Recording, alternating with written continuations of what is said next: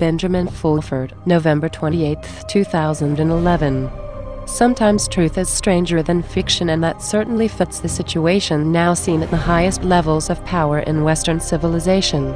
In essence, the story is that the true source of power in the West, control of the financial system, fell into the hands of fanatical religious cultists who wanted to artificially make the prophecies in an ancient religious text, the Torah or Old Testament, come true.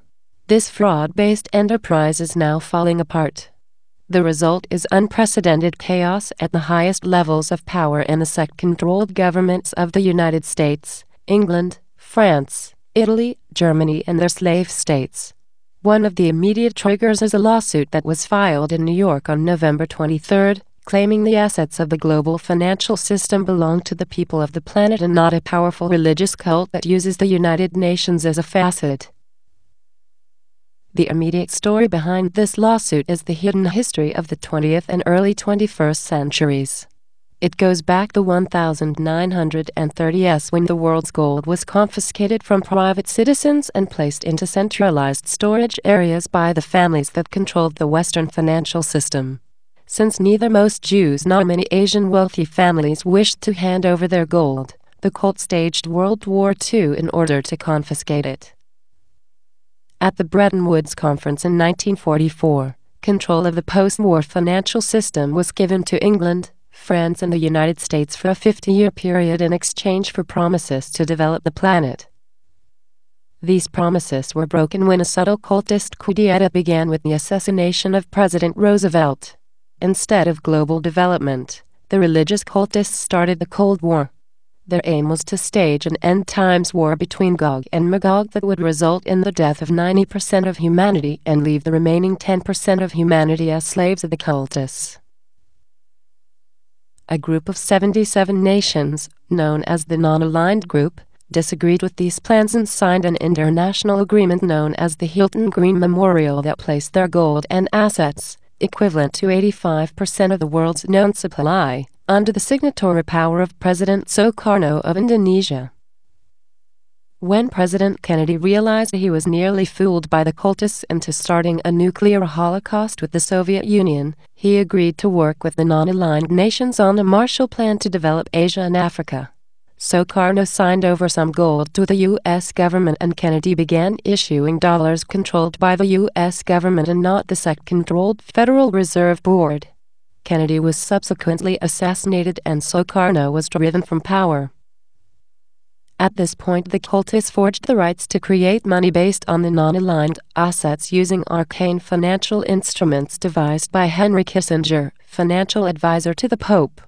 The non-aligned nations, lacking the military power, were helpless to stop this theft.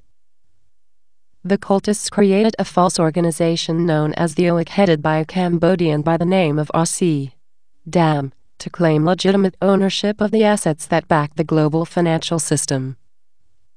With their Soviet vs. Western world Gog-Magog plan not working, the cultists devised a new plan. According to this plan, as reported by Israeli newspapers among others, the new Gog would be the G5 nations, England, France, Germany, Italy, and the United States, while the Magog would be Russia, China, and Iran. The immediate trigger to this new Armageddon was to be a limited nuclear war between Israel and Iran. This is what is behind all those hysterical headlines about the Iranian nuclear threat. Fortunately for us, the Pentagon, the Russian military, and the Chinese government were all refusing to go along with this insane cult scenario. Instead, an elaborate sting operation was set up by the combined intelligence and police organizations of many nations to end cult control of the Western financial system. This involved first trying to cash $1 trillion worth of bonds issued by the cult-controlled Federal Reserve Board in exchange for Asian gold.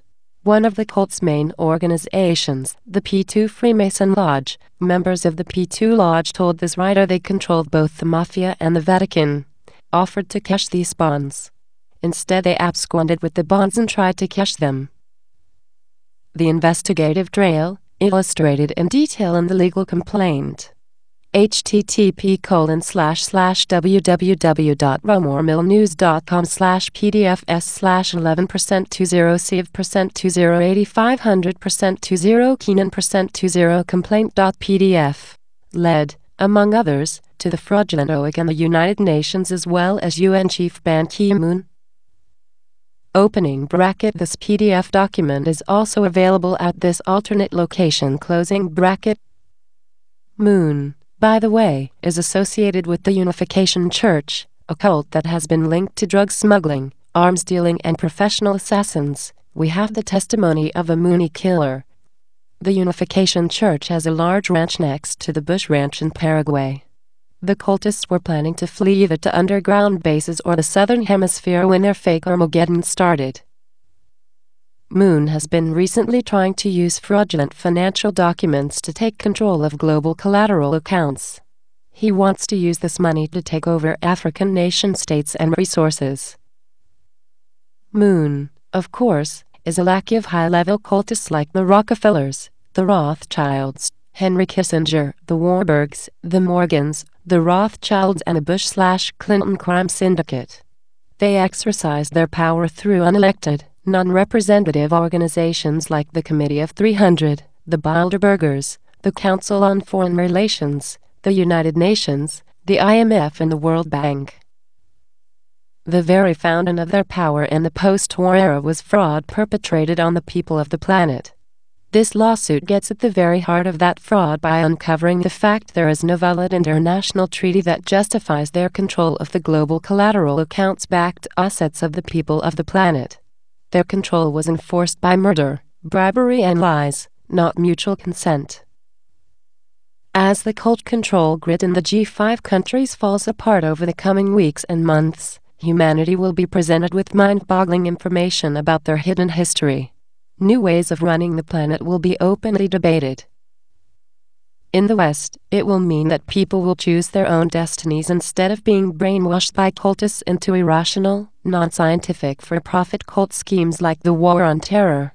Technology, like free energy, that has been suppressed and monopolized by cultists will be made available to the public at large. There will be a lot of confusion initially as the sheeple are set free and told to do what they wish, according to their desires so long as they do not harm others.